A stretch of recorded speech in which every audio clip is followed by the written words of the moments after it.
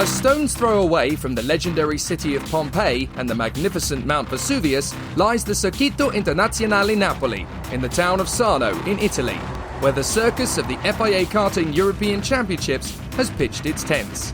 For the OK and junior drivers, there is more sweltering heat to contend with, and a circuit of two halves, blending fast straights and sweepers with complex hairpins and big braking zones. Overtaking chances are plentiful, and the battles will be intense. And with on-track incidents in all but one of the qualifying heats in each class prior to the finals, the stage is set for a tough and exhausting battle for the second installment of our epic Direct Drive 2020 trilogy.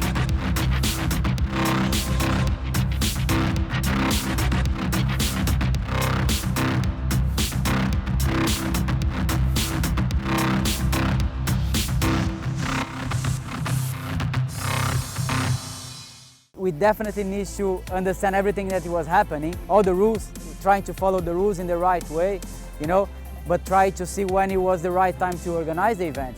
And actually we just arrived in the time that we are, at the beginning of the race by the European Championships. Unfortunately, it's completely different because we have no public, we have no, we need to follow the rules by using the mats, by also, following all the procedure, about all the rules from different countries, country by country, we have different rules, which it was quite a difficult work from FIA. The positive thing is that we are here racing, and this is what everybody wants to do. Everybody wants to race, everybody wants to do what you can, to be inside your job, to be inside the sport, and this is what we're doing. But it's definitely a difficult situation, to waiting the time to pass. Actually, we had to cancel some events to move and change places about the events, but also in all of the other championships. I was racing Formula E a week ago, and we were 10 days on the same place. We had 6 races in 9 days. So all of the events are a little bit different than how it was in the past. And in the karting, it's the same. So we're trying to understand everything and trying to do in the best way on the situation we are facing in the moment because of the virus. But I am quite proud for everybody in FIA.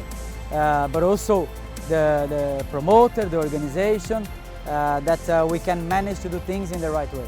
So we will have the World Championship, one in the Lonato for the KZ, KZ2 and the Academy, but also another one which is supposed to be in Brazil, but because of the COVID-19 we have to move, and it will be in Portugal at the end of the year. I'm sure, the situation will be not still normal, new normal, but not normal. It was correct for the situation, but we're still thinking about this year to trying to make all the events and all the races in the best way we can, but also understanding everything, how to make also a big step forward for next year. On board with Freddie Slater around the Sarno circuit, you're flat on the throttle from the final bend around the first right-hand sweep and down the long stretch for a grand total of 13 seconds hard on the throttle. And finally arriving at the first braking zone and the right-hand hairpin. Don't hug the apex too tightly here, the middle of the corner is actually faster than the white line. Into turn 3 at full throttle once more, and then a pair of right-hand apexes for a flowing challenge. Hit the power halfway round before hanging to the right, and a big stop into the left-hand hairpin which opens on the exit. Then around the next left, hard on the power again, you'll start to squeeze the brakes gently as you finish on the apex before a slingshot into Vesuvio Uno. A short straight before Vesuvio Due, but these two corners are so easy to lock up through, so you've got to measure yourself on the brakes. The kart then throws you out to the next left-hander, where you can blip the throttle to steady and correct before another big braking zone. Nail the apex and get back on the power as you coax the kart through the left and right, flat out. Then an aggressive final turn. You need to be patient on the throttle delivery on exit. Get it wrong and you'll be kicking up dust off the curbs and ruining a perfect lap.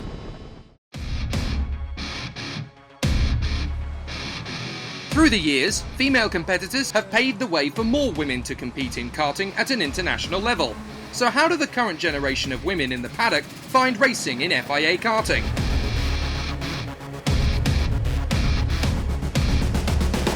Yeah, at first it wasn't really easy. It was a lot of the guys didn't really like me as much because it's more a boy sport and stuff. So I had a lot of difficulties on track. I felt like I was targeted a lot because guys don't like being beat by a girl. But I guess you just have to show them that girls are just as capable as the boys are, and that you can do it just as good as them or even better in that case. To spend the day with the men, to drive with men, to work with men is actually really hard because they don't listen at you all the time, but yeah, it gets better every day, I think. It's not easy for anyone. I think being a woman, you don't have any disadvantages. You just have to be respected by the others. You just have to do your best and give everything. And being a girl, for now, it's just the same as being a boy. Richard Mille and Beetalart have done a great job doing the program they've done together, because without them I wouldn't be in racing in such a good level. And yeah, the FIA Women in Motorsport has done also a great program, the Girls on Track Rising Stars. And I think all these programs help a lot to get a lot of girls into karting and racing.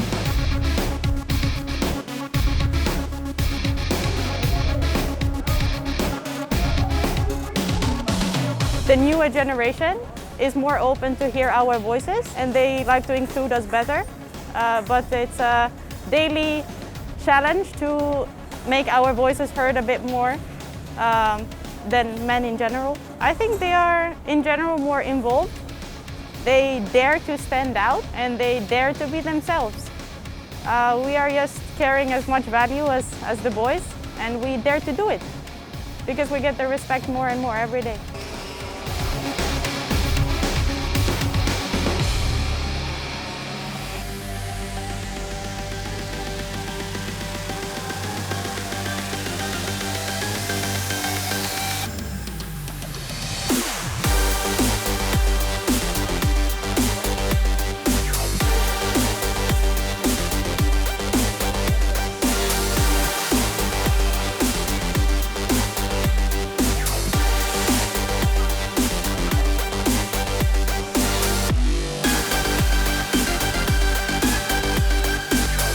Hello, I'm Alex Powell, I'm from Jamaica, and I'm going to take you through my Kart Republic powered by IAMI OKJ chassis.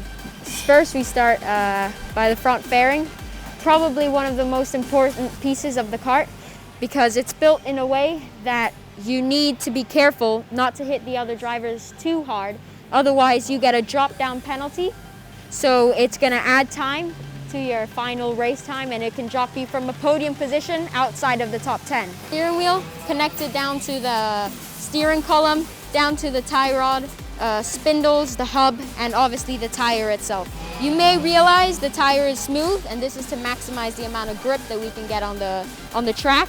And when it's raining, when it's wet, we have these tires which have grooves in them. This is to direct the water away from the tires to give the tires most surface area on track as possible and give us the most grip as possible in the rain. Next is the radiator. It's a water-cooled radiator. You need to keep an eye on your star lane to make sure that this temperature is at a right temperature. If it goes too high, it can affect the performance of the engine, and obviously if it's too low as well. In the summer, we normally don't run any tape over it. In the winter, when it's colder, we need to run tape over it just to make sure that it's at the optimum temperature to get the most out of the engine as possible. Soft axle and hard axles, one can give you more rear grip. This is connected to my brake pedal, and this is the whole brake system. This is how I can stop the kart. The exhaust, and then we go straight over to the engine, the most important part of the kart, just because I work really closely with my mechanic and my engine tuners, my engine builders, to get the maximum out of the engine as possible, because all the times are so close. So if we can find that little extra, it'll make a big difference in the end. The star lane, kind of like an onboard computer, because it tells you your engine temperature, your exhaust temperature, your water temperature, the last lap, your best lap, if the engine is running at its maximum capacity, if the engine is losing or if it's gaining. So you need to keep a close eye on this. Yuga Chukwu charged into the lead in the first bend, as Maxwell Dodds was squeezed wide from the front row, slipping back behind Tuka Tarpanen, Timo Kucharczyk and Bruno Del Pino. As the field made the swing into the second corner, Freddie Slater made his move too, and Alexander Gubenko slid into the side of the Paralin to dent the Englishman's chances further. But behind them there would be even more trouble, and as several drivers scattered away from the scene, Brando Badua and Nikola Tsolov ended a solid weekend on the sidelines after they clashed heading into turn 3. Both drivers would walk away clutching sore arms, but otherwise, despite the battered pride, there were no serious injuries. As the race settled down into a rhythm, Arvid Lindblad would make the first serious overtake up front on Harley Keeble, whilst for third, Kucharczyk would lose ground to both Del Pino and Slater. And behind them, Dodds would show the incredible strength he'd proven all weekend to fight back past Kubenko, which Nasho Tunyon and Christian Bertucca took full advantage of in the next bend. But they were all losing ground to the phenomenal American up front. Lindblad was just getting started, as he then made the move on Freddie Slater, and Dodds passed Kucharczyk with support from his teammate Valerio Rinicella to start the fight back in earnest. 3 British stars were now giving chase for the podium, as Yugachukwu was stretching a lead ahead of the Tony karts of Tarpanen and Del Pino, with Lindblad now ahead of Slater and Keeble, and the Paralin pair of Dodds and Rinicella catching up. The British trio finally caught and passed Del Pino, as further back Igor Sapil was charging from a lowly grid position to pass Kucharczyk. Eventually the young man from the Czech Republic would also catch and pass Karel Pazovic, as the squabble up front was about to intensify. Keeble and Del Pino would start a fierce Tony kart fracas, which would initially be won by the Spaniard as he squeezed his teammate wide in the second sector, only for him to lose out again a few corners later. But Del Pino would get past once more at the second corner, as Dodds managed to pass his Paralin colleague Rinicella in the same moment. Incredibly, despite how even the competition was, Del Pino chose this moment to start defending his position, allowing a queue to form up behind him, but Keeble still made his way through. Pazovic had passed Rinicella, and Sapil made an exceptional lunge into the left-hand hairpin to surge forward. A determined Dodds challenged Bruno Del Pino and snatched the place away at Vesuvio Uno, whilst behind, Kubenko and Kucharczyk made the same move on Rinicella at the same time. So, back to the drawing board for the opposition for a few corners. Soon after that, Sapil executed a solid move at the final turn to pass Kubenko. The Czech driver then defended, and in doing so impeded Kubenko, who would lose out to Kucharczyk and Rinicella. It was frustrating for the young Italian for Paralin, who like his teammate Dodds, had shown exceptional speed all weekend, and their frustrations were clear for all to see. Starting on the inside line is everything at Sarno. But at least the two men had fared better than their stablemate, Giovanni Trentin, who retired soon after. 3 heat wins over the weekend, but sadly nothing to show for it in the final. He was joined on the sidelines by Aaron Reshepi from the Kart Republic team, another frustrated youngster who had been very quick in qualifying. Sapil and Pazovic were left to battle between themselves further back, whilst down the field, Christian Bertucca was out of the race for good, and he clearly wasn't happy, as he raged at the side of the circuit, leaving the marshals to clean up the wreckage. His chances in the title fight effectively over, and as Pazovic and Sapil continued their rivalry, the Birilat driver probably couldn't help but think that he should have been part of that scrap. Heading into the final lap, Lindblad had finally passed Tarpanen, and the Finn wouldn't stand for that. He retaliated at turn 1, and Lindblad made an amazing defensive move to hold station. But Tarpanen's insistence to pass Lindblad caught him out, as both Keeble and Slater overtook the Finn around the outside. Dodds and Sapil worked together valiantly to pass the Tony kart as well, and despite some resistance, they finally completed the deed. But then, Keeble made his move on Lindblad and mounted his kart, and in the inevitable swerve, Dodds and Sapil were forced off the road, and Slater swamped them all for a valiant second.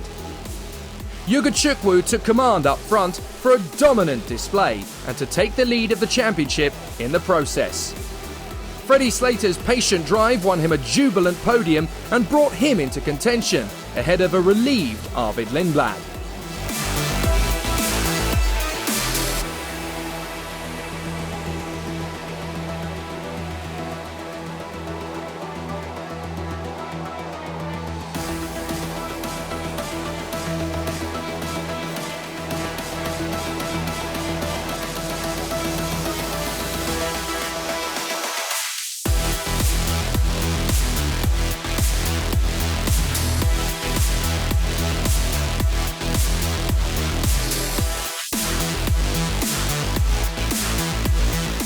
So, with only Wackersdorf remaining, it's a three-way fight for the title between Yugachukwu, Tarpanen and Lindblad.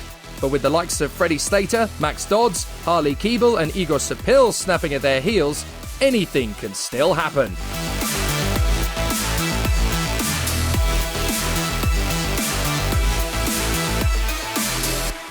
Yeah, it was a great weekend. I had pace all along.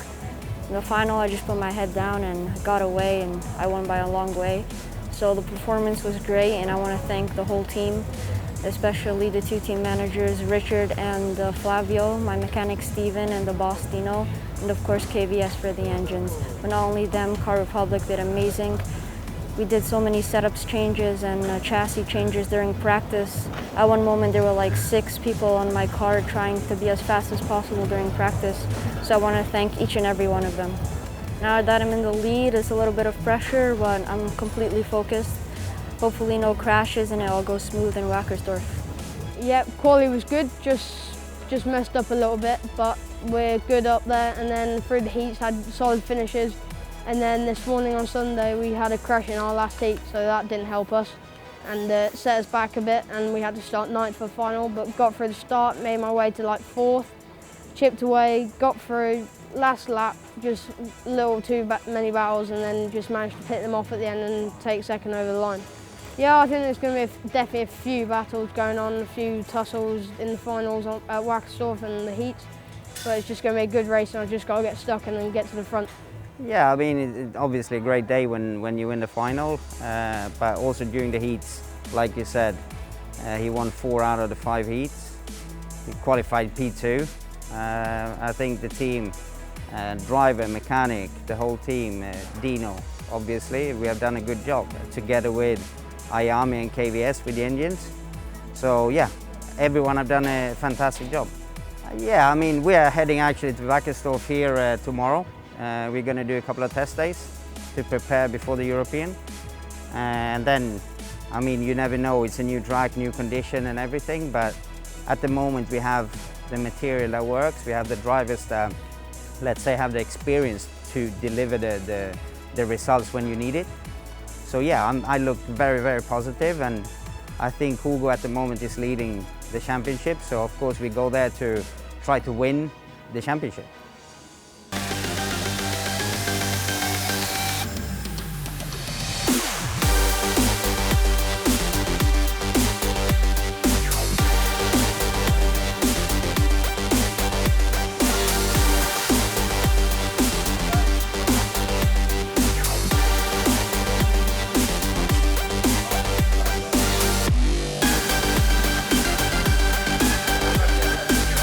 Hi, my name's James Wharton. I'm from Australia and I race for the Powerland Racing Team. I'm going to walk you through my OK Senior kart and the difference between the OK Junior. At the start, we have the front of the chassis. Here we have the caster pillars, which change the dynamic of the front, but everything on the front ends up doing the same thing. And steering column, they work as one. They help each other, and then they help the caster pillars as well. Now we use the Tillerson carburetor and a Jeco seat and a TM racing engine. And at the back of the car is where it difference between a OK Junior. This is called a power valve. At 10,000 RPM it opens and gives a second lot of power.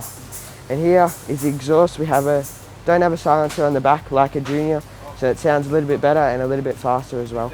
Now we move on to the radiator. It's a new line radiator. Because it's a water-cooled engine, you need a little bit of air to cool down the water inside. So around 50 degrees is where we run all the whole race long. So you have tape to warm the engine up in the mornings, and then you take this off when it gets a little bit hotter in the air. At the start of the senior final, Juho Valtonen had to beat Taylor Barnard to turn 2 to halt the Englishman's relentless charge up front. But the Rosberg Racing Academy driver wouldn't budge and held the advantage. Further back, and 3 races would end instantly, as Hannes Janke and Maya Werg came together for the second time during the weekend after an earlier altercation during the heats. Sadly, it meant that Harry Thompson had nowhere to go, and the Forza Racing driver was out on the spot as well. Wildcard Nicolo Kuman had to take to the grass, as did Rafael Chavez Camara, who had dropped to the back to avoid the melee and would set about storming back through the field. but for 3 drivers who might have been on the podium, their weekend would come to a frustrating end. All 3 drivers tried their best to continue as they desperately attempted to push start their karts, but as the race went on without them, it became abundantly clear that they were out of luck again.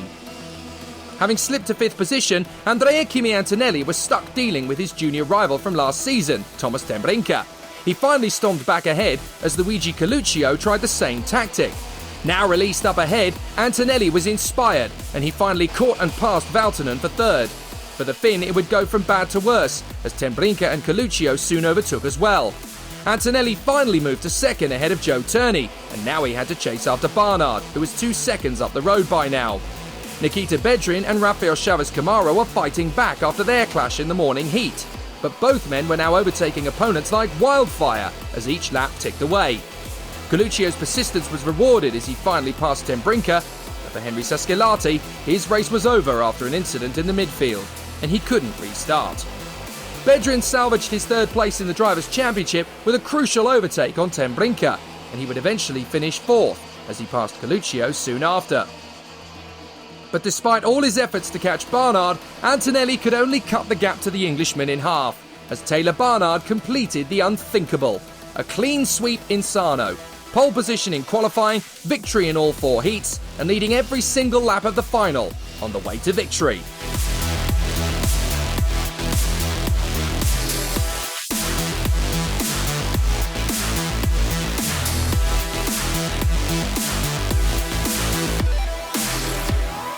The whole paddock is now wondering if anybody can catch the Kart Republic pair at the top of the table 3 weeks from now in Germany. Only time will tell.